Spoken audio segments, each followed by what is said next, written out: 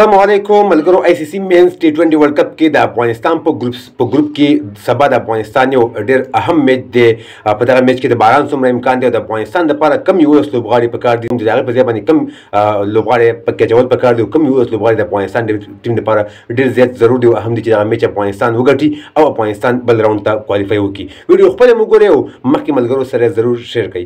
راځو ملګرو د هر څه مخکې د افغانستان په دغه سکواډ باندې نظر اچوو چې افغانستان په دغه سکواډ کې کم هلکان مطلب لري کول پکار دي کوم لکان پکې نه کول پکار دي کوم تاسو ګورو نو په تیرو دوه میچونو کې افغانستان پرفارم چې کوم د بالینګ دی کوم چې د بیټینګ دی هغه ډېر ښه روان دی په هغې کې هېڅ مشکل نشته. په دواړو میچونو کې افغانستان هم په بالینګ کې بالرانو چې خپل کومه خواري ده هغه هم پوره کړې ده بیټسمینانو چې کومه خپله خواري ده هغه هم پوره کړې ده مطلب دواړو کې ډېر ښه روان دي. خو زما په ذهن باندې زما په سوچ باندې یو هلک پکې آوټ اف فورم روان دی چې د ډېر وخت نه آوټ اف فورم روان دی. که موږ تاسو د هغې لیګونو ته وګورو که موږ تاسو د هغې د افغانستان داخلي کرکټ ته وګورو که موږ تاسو د هغې د افغانستان د نیشنل ټیم دغه فرفام ته وګورو نو ډېر زیات خراب دی. هغه دی نجیب زدران په دې باندې سبا زم چیرې یو بل لوبغاړی واخلي یو بل لوبغاړي ته چانس ورکړي ځکه که موږ تاسو وګورو دغه میچ هم د پی ان جي سره دی انشاءالله پی ان جي نه افغانستان میچ ګټي.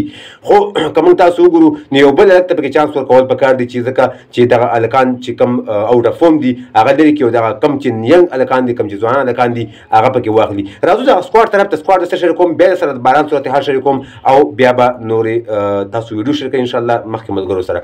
ښه راځو په سکواډ کې د سکواډ کپټن راشد خان دی رحمان الله ګربز ابراهیم زدران خدای تعریف محتاج دي چې په دوه میچونو کې ماشاءالله بهترین او آوټسټینډینګ پرفارم وکړو یو ښه پارټنرشپ ټیم لپاره ورکړی دی. محمد نبی عظمت الله عمر دی ګلبدین نایب هم زبردست دی بالینګ کوي بیټینګ کوي کریم جنت بالینګ کوي بیټینګ کوي. اسحاق رحیمي واخلو چې اسحاق رحیمي ته چانس ورکړي په دغه میچ کې.